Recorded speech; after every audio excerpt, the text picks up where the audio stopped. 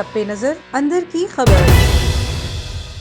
बिस्मिल्लाहिर्रहमानिर्रहीम। अस्सलामुअलैकुम नाजरीन, प्रोग्राम अवाम की सोच के साथ मैं हूँ कानिता इम्तियाज़। नाजरीन, अपोजिशन की दो बड़ी जमातों ने फैसला कर लिया है कि वो बजट मंजूर नहीं होने देंगे। ये दोनों जमातें अब भरपूर कोशिश करेंगी कि हुकूमत असम्बली से बजट पास ना करवा सके, और अगर हुकूमत असम्बली से बजट पास ना करवा सकी तो ये बहुत बड़ी नाकामी होगी हुकूमत के लिए। दूसरी तरफ नून लीग और पीपल्स पार्टी की भरपूर कोशिश है कि हुकूमती इत्तेहाद जमातों के साथ राबता किया जाए और उन्हें कायल किया जाए इस बात पे कि बजट की मुखालफत में वो वोट दें। मौलाना फजलुर रहमान ये कहते हैं कि हुकूमत का खात्मा ही निजात का वाहिद रास्ता है। 20 जून को अपोजिशन जमातों ने इस्लामाबाद में APC बुलाने पर भी गौर शुरू कर दिया है। ये तमाम तर सूरत हाल किस तरफ जाएगी, आज हम इस पर बात करेंगे। हमारे साथ प्रोग्राम में मौजूद हैं रहनुमा नून लीग कैसर अहमद शेख साहब और सीनियर तजिया निगार फ़ारूक सलीम साहब। दोनों शख्सियात को प्रोग्राम में बहुत खुशामदीद कहते हैं। कैसर शेख साहब, आपसे प्रोग्राम की शुरुआत करती हूँ। आप माशी सूरत हाल को बेहतर समझते हैं। जो हुकूमत आती है वो कहती है कि हमें मुश्किल वक्त में दौरे हुकूमत मिली। आप नहीं समझते कि मौजूदा हुकूमत ने सरकारी मुलाजमीन के साथ ज़्यादती की है, इनकी तनख्वाहों में कोई इंक्रीमेंट न लगाकर?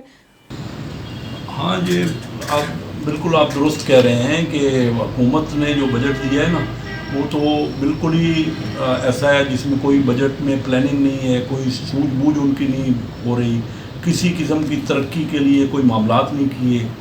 तो आप तो देख रहे हैं कि बहुत ज़्यादा खसारे का बजट है, तकरीबन 3400 अरब रुपए का खसारा इसमें शो किया गया है, और मुलाजमीन की तनख्वाहों को में भी इजाफा नहीं किया गया।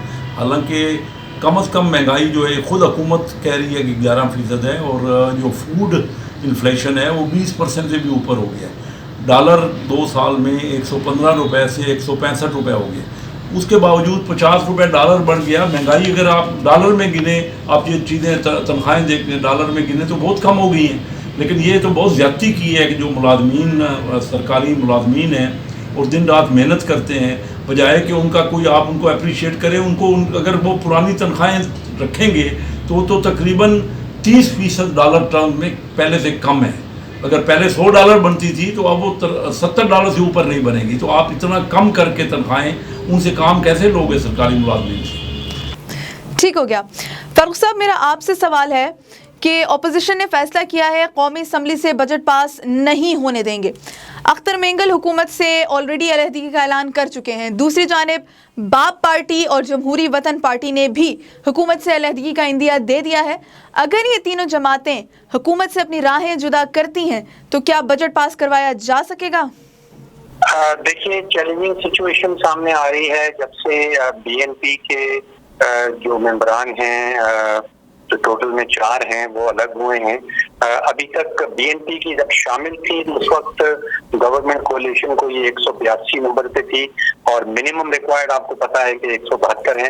अभी तक हुकूमत के पास मेजॉरिटी जो है वो कायम है, लेकिन मैं समझता हूँ कि जो बाकी कोalition मेंबरान हैं, जिसमें MQM है जिनके पास 7 मेंबरान हैं, PMLQ के पास 5 हैं, GDA के पास 3 है, वो अभी भी मेजॉरिटी हुकूमत के पास इंटैक्ट है। और मैं ज़ाती तौर पे नहीं समझता हूँ कि बजट के हवाले से कोई मेजर प्रॉब्लम हुकूमत को फेस करना पड़ेगी। ठीक हो गया। कैसे साहब, आपकी तरफ आ रही हूँ। बताइएगा कि आपकी पार्टी को भी अवाम ने वोट देकर ऐवान तक भेजा है। आप इस बजट को मुस्तरद करते हैं, लेकिन अवाम के हुकूक के लिए सिर्फ पार्लियामेंट में ही एहतजाज किया जाएगा, या इससे बढ़कर भी अवाम के लिए कुछ करेंगे जिससे हुकूमत पे कोई फ़र्क पड़ सके? हम जी पूरा अपोजिशन की क्योंकि बड़ी पार्टी है पाकिस्तान मुस्लिम लीग, और मैं भी उसमें उनके जो बिज़नेस और कॉमर्स विंग का प्रेसिडेंट हूँ। हम पूरी असम्बलियों में भी पूरी कोशिश कर रहे हैं, अपना पॉइंट ऑफ व्यू आवाम तक पहुँचा रहे हैं, और फिर हम अपने तजावीज़ भी दे रहे हैं, बजट के बारे में मुख्तलिफ तजावीज़ दे रहे हैं। ये देखिए, हमारे वक्त में जब हमने छोड़ा तो 5.8% तरक्की हो रही थी, उसके बाद महंगाई सिर्फ 6% थी। अब इन्होंने तो 2 सालों में माइनस कर दी ग्रोथ को। पहली बार है 1952 के बाद कि पाकिस्तान में तनज़्ज़ुली हो गई है। ग्रोथ तो बाद की बात है, पहली बार हुआ है। 1952 के बाद ऐसा कभी नहीं हुआ। पिछले 60 साल में पहली बार आबादी बढ़ रही है और आपकी जो ग्रोथ है वो तो पहले से भी यानी वो तो माइनस में चली गई। تو اس سے تو عوام کی مشکلات میں بہت زیادہ اضافہ ہو گیا. ہم یہ ساری باتیں عوام کو ایکسپلین کریں گے اور ضرورت پڑے گی تو جو اس کے عملی اقدامات بھی ہیں, کیونکہ یہ حکومت اگر رہی تو ملک میں جو صورتحال آگے آنے والی ہے وہ تو ایک بڑی خوفناک پکچر ہے. ہمارے علاقے میں یہ ابھی بہانہ بنا رہے ہیں, پہلے انہوں نے بہانہ بنایا مسلم لیگ نواز کی حکومت کا کہ وہ ان کی پرفارمنس اچھی نہیں ہے اور اس لیے انہوں نے قرضے لیے ہیں. انہوں نے تو 2 سال میں اس سے زیادہ قرضے لے لیے جو 5 سال میں ہماری حکومت نے لیے تھے. اور پھر اب یہ آج کل بہانہ بنا رہے ہیں کووڈ-19 کا. وہ کووڈ-19 آ گئی. کووڈ-19 صرف پاکستان میں تو نہیں آیا, آپ کے ریجن میں بنگلہ دیش اور انڈیا ابھی بھی بڑی گروتھ کر رہا ہے. آپ کے یہاں نیگیٹو چلی گئی, آپ کے یہاں منفی ہو گئی, آپ نے تنخواہیں نہیں بڑھائیں, آپ کے یہاں مہنگائی ہو گئی. ان کے یہاں تو ڈالر بھی وہی سٹینڈ ہے. پچھلے 2 سالوں میں انہوں نے کتنا ڈالر کو اپریشیٹ کیا اور پاکستان کی کرنسی کو نہیں کیا انہوں نے ڈی ویلیو, ان کے اپنے ملکوں کی کرنسی کو ڈی ویلیو نہیں کیا. ہمارے یہاں اس کے باوجود آپ نے مہنگائی بھی کر دی, لوگوں کی تنخواہیں بھی نہیں بڑھ رہی اور ترقی بالکل رک گئی ہے.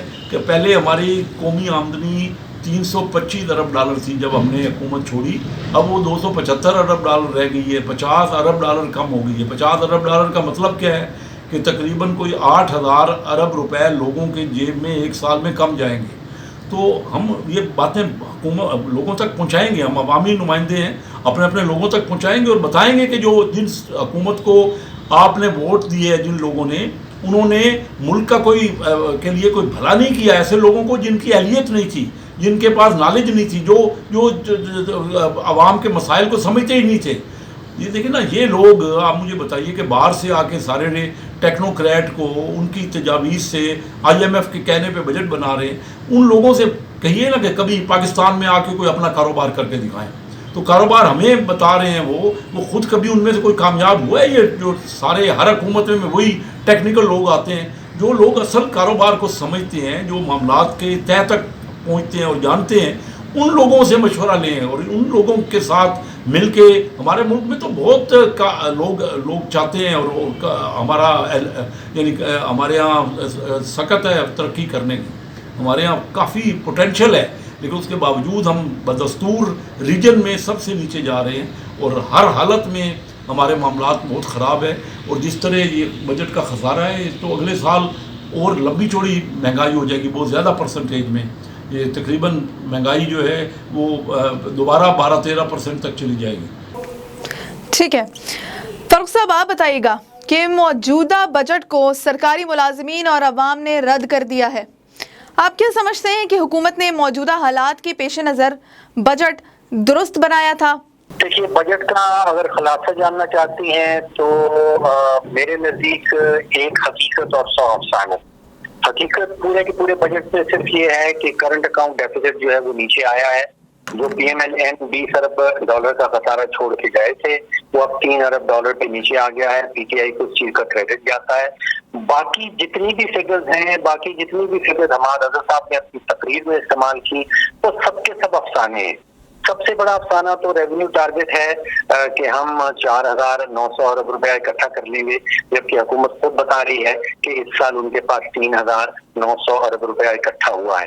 حکومت خود سے کہہ رہی ہے کہ اس سال معیشت کی جو گروتھ ہے وہ 2.1% ہوگی, لیکن ساتھ ہی کہتے ہیں کہ ہمارے ریونیوز جو ہیں وہ 25% بڑھ جائیں گے. تو یہ سب افسانوں کی بات ہے. دوسری طرف یہ کہا جا رہا ہے کہ ہماری معیشت جو ہے وہ گرو کرے گی, جبکہ ورلڈ بینک کہہ رہا ہے کہ مزید سکڑے گی. اسٹیٹ بینک کا ایک ایسٹیمیٹ تخمینہ آیا تھا کچھ دن پہلے, وہ بھی سکڑے گی کہہ رہے تھے.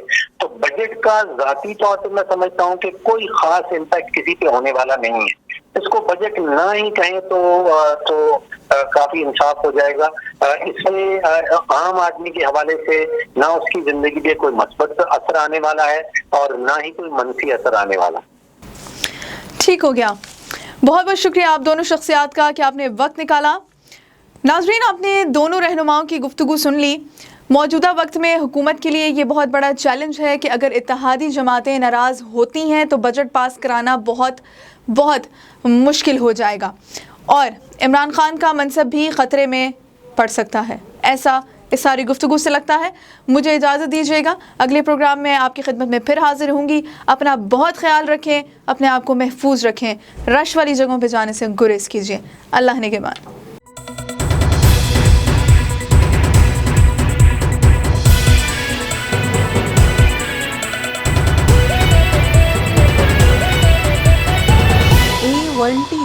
سب پہ نظر اندر کی خبر۔